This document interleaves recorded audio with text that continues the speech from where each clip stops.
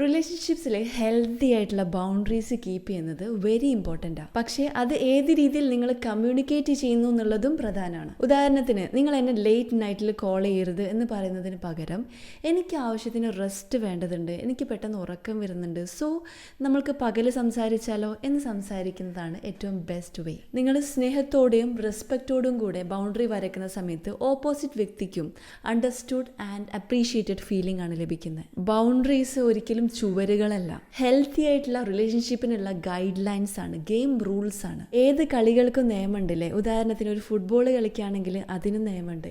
ഈ കളികളുടെ നിയമങ്ങൾ പഠിപ്പിക്കുന്ന കോച്ചസ് ആണ് സാധാരണ ആളുകളെക്കാളും ഭയങ്കര സ്ട്രിക്റ്റ് ആയിട്ടും കാണാറുള്ളത്. അപ്പോൾ പിന്നെ കളികളിലെ നിയമങ്ങൾ ഇത്ര ഇമ്പോർട്ടൻ്റ് ആണെങ്കിൽ ലൈഫിലെ, ജീവിതത്തിലെ, റിലേഷൻഷിപ്സിലെ നിയമങ്ങളും ഇമ്പോർട്ടൻ്റ് അല്ലേ? നിങ്ങളുടെ ഓപ്പോസിറ്റ് പാർട്ട്ണർ ഏതെങ്കിലും രീതിയിൽ ലൈന് ക്രോസ് ചെയ്യുന്നുണ്ടെങ്കിൽ തോന്നിക്കഴിഞ്ഞാൽ സ്ട്രിക്റ്റ് ആയിട്ട് ബൗണ്ടറി വരക്കൽ ഇമ്പോർട്ടൻ്റ് ആണ്. ബട്ട് അവിടെ നിങ്ങൾ ഇമോഷണലി ന്യൂട്രൽ ആയിട്ടിരിക്കുക എന്നുള്ളതാണ് പ്രധാനം. നിങ്ങളുടെ വാല്യൂസിനെ റെസ്പെക്റ്റ് ചെയ്യുന്നില്ലെങ്കിൽ, നിങ്ങളുടെ ബിലീഫ്സിന് അത് യോജിക്കുന്നില്ലെങ്കിൽ, നിങ്ങൾക്ക് ഒരുപാട് പ്രയാസങ്ങൾ വരുന്നുണ്ടെങ്കിൽ, നിങ്ങളെ ഹേർട്ട് ചെയ്യുന്നുണ്ടെങ്കിൽ, നിങ്ങളെ ഗ്രോത്തിനെ ബാധിക്കുന്നുണ്ടെങ്കിൽ അവിടെ നിങ്ങൾ ബൗണ്ടറി നിർബന്ധമായും കീപ്പ് ചെയ്യണം.